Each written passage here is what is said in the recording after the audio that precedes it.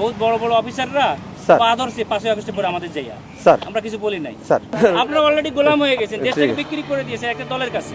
Cantonment এলাকায় অস্ত্রসহ প্রবেশের চেষ্টাকালে দায়িত্বরত নিরাপত্তা সদস্যদের সঙ্গে কুরুচিপূর্ণ ও অবমাননাকর মন্তব্য করেন ঢাকা 17 আসনের জামায়াতের প্রার্থী ডাক্তার খালিদুজ্জামান।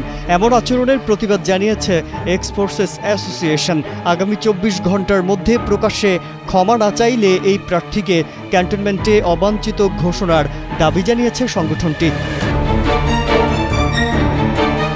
সংগঠনটির প্রেসিডেন্ট লেফটেন্যান্ট কর্নেল সাইফুল্লাহ খান সাইফের প্রেরিত এক বার্তায় বলা হয়, এক্স ফোর্সেস অ্যাসোসিয়েশন গভীর উদ্বেগের সঙ্গে লক্ষ্য করেছে যে একটি রাজনৈতিক দলের ঢাকা 17 আসনের নির্বাচনী প্রার্থী খালিদুজ্জামান ক্যান্টনমেন্ট এলাকায় অস্ত্রসহ প্রবেশের চেষ্টা করেছেন।